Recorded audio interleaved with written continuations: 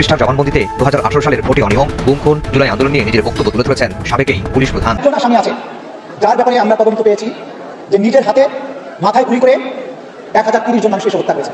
দর্শক, শেখ হাসিনা থাকাকালীন শেখ হাসিনা মানুষদের যেভাবে মানুষ মেরেছে, একের পর এক হত্যা করেছে, এই সব তথ্যগুলো কিন্তু আস্তে আস্তে ফাঁস হচ্ছে।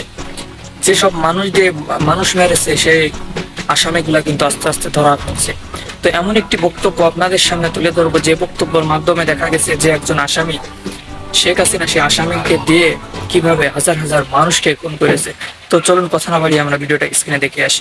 পৃষ্ঠার জবানবন্দিতে 2018 সালের ভোটে অনিয়ম, গুম খুন, জুলাই আন্দোলন নিয়ে নিজের বক্তব্য তুলে ধরেছেন সাবেক এই পুলিশ প্রধান। একজন আসামি আছে যার ব্যাপারে আমরা তদন্ত পেয়েছি যে নিজের হাতে মাথায় গুলি করে 1030 জন মানুষকে হত্যা করেছে, যাদেরকে আয়না ঘরে বন্দি করে রাখা হয়েছিল। তার একটা নেশা ছিল, বন্দীদেরকে যখন চোখ হাত মাত বেঁধে বুড়িগঙ্গা নদীতে নিয়ে যায় নৌকার মধ্যে গুলি করতো, যখন গুলি করে লাশটা নদীতে ফেলতো, সেই সময় গুলিটা সে হাত দিয়ে মাথার কাছে নিয়ে করতো। আমি জিজ্ঞাসা করলাম সেটা কেন? জবাব হচ্ছে যে উনি গুলি করার পরে নিহত ব্যক্তির মগজ এবং রক্ত ছিটে এসে যখন তার হাতে লাগতো, গরম লাগতো, তখন তার মধ্যে ফিলিংস আসতো।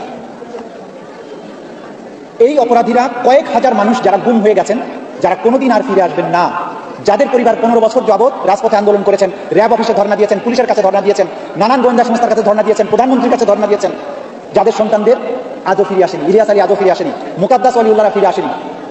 এই যে কয়েক হাজার মানুষ, তাদের বিচারটাও কিন্তু আমাদের এই ট্রাইব্যুনালের উপরেই অর্পিত।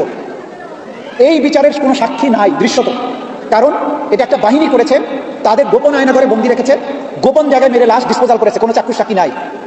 এরকম অপরাধের বিচারও কিন্তু আমরা করছি। প্রিয় দর্শক, ভিডিওটা যদি আপনাদের ভালো লেগে থাকে অবশ্যই কমেন্টে জানাবেন এবং আপনাদের মতামতগুলো অবশ্যই প্রকাশ করবেন। তো ভালো থাকবেন, সুস্থ থাকবেন। আপনারা যদি এই চ্যানেল নতুন হয়ে থাকেন অবশ্যই চ্যানেলটি সাবস্ক্রাইব করবেন। আসসালামু আলাইকুম ওয়া রাহমাতুল্লাহি ওয়া বারাকাতুহু।